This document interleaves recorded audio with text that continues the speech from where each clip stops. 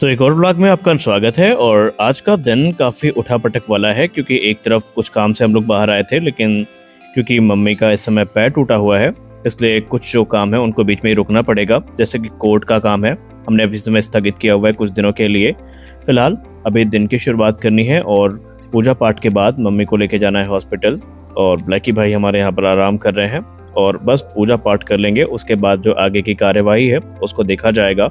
हालांकि अभी एक्सरे और कुछ जांच के लिए कहा गया है। जब एक्सरे और जांच कंप्लीट हो जाएगी तो उसके बाद जो ऑपरेशन की डेट है वो डॉक्टर के द्वारा निर्धारित करी जाएगी। हालांकि दिन आज एकदम खुला हुआ है और आज बादल जो है वो आसमान में नहीं है, तो इसका मतलब ये है कि सारा जो काम है वो काफ़ी आसानी के साथ होगा।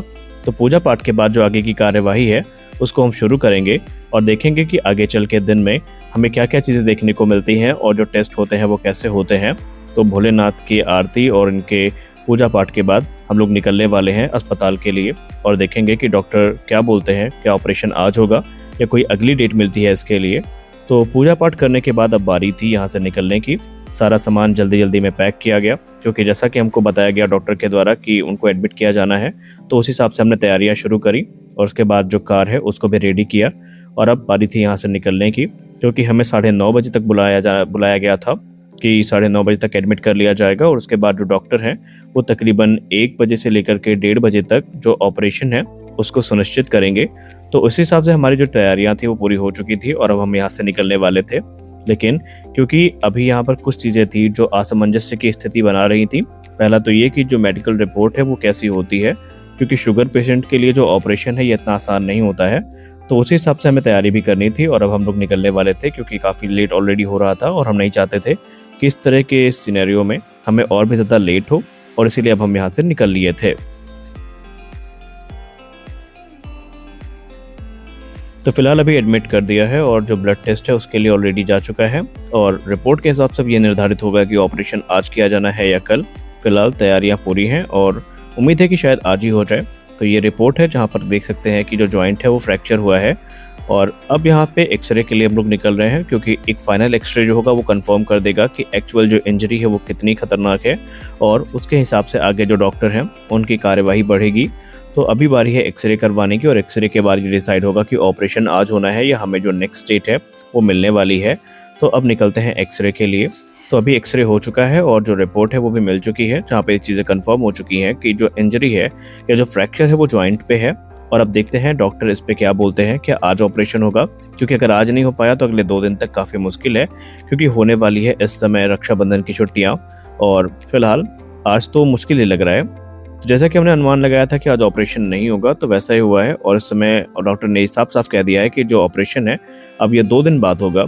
तो 2 दिन तक हमें इंतज़ार करना पड़ेगा और देखते हैं आगे चल के हमें क्या देखने को मिलता है। खैर चीज़ें कंफर्म है कि जो इंजरी है वो काफ़ी खतरनाक है, लेकिन फिर भी अब कुछ नहीं कर सकते। डॉक्टर ने 2 दिन का जब बोला है और हमारे अनुराग भाई इस समय वापस आ चुके हैं तो इनसे भी मिलना हो गया, चाय वाय पी लिए, आपस में टाइम पास कर लिए थोड़ा भाई के साथ।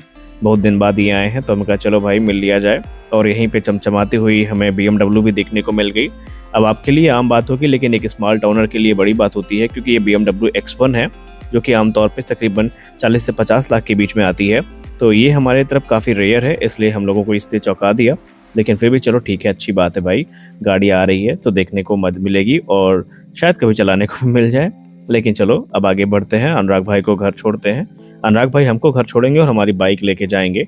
अभी कुछ दवाइयाँ लेनी है और उसके बाद हम ये निकलेंगे घर के लिए। तो अनुराग भाई बहुत दिन बाद आए हैं और अब देखो आगे क्या प्लान बनता है। खाली प्लान तो काफ़ी बने थे कि चित्रकूट दर्शन करने जाएंगे और लक्ष्मण पहाड़ी खासकर प्लान बना था, लेकिन अब देखिए क्या होता है। तो अब रात हो रही है भाई और हमने भी लिखवा दिया भाई, अब क्योंकि प्रैक्टिस कर ही रहे हैं तो लिखवा दिया जाता है हाई कोर्ट। तो बस हमने गाड़ी पे हाई कोर्ट लिखवा दिया। हालांकि स्टिकर लगवाया था, बाद में निकाल भी दिया, लेकिन कोई बात नहीं, ये जो एडवोकेट का स्टिकर है इसको लगवा दिया है। तो देखेंगे अगर सही लगा तो ठीक है, वरना इसको निकाल देंगे। अगर लुक गंदा आता है तो उसको निकाल देंगे और अगर गाड़ी में अच्छा लगता है तो उसको लगा रहने देंगे। लेकिन फिर भी ठीक है, हमारे मन के हिसाब से काम हो रहा था इसलिए हमें काफ़ी अच्छा भी लग रहा था।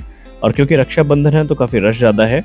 और ये रही कुछ मार्केट की तस्वीरें जहाँ पर आप देख सकते हैं कि मार्केट में जो चहक दहक है वो काफ़ी ज़्यादा बढ़ गई है और देर शाम जो राखी खरीदने वाली बहनें हैं और जो मिठाई खरीदने वाले भाई हैं वो भी हमें देखने को मिल रहे हैं। लेकिन ये सारी चीज़ें इंद्रदेव से नहीं देखी गई और इंद्रदेव ने काफ़ी मूसलाधार बारिश कर दी। और क्योंकि ये जो दुकान वाले इन्होंने एक्सपेक्ट नहीं किया था कि बारिश होगी, तो कोई खास तैयारी नहीं थी और देखने में लग रहा है कि जो नुकसान है अब इनको उठाना पड़ेगा, क्योंकि बारिश एकदम अचानक से आई है बौछार के साथ।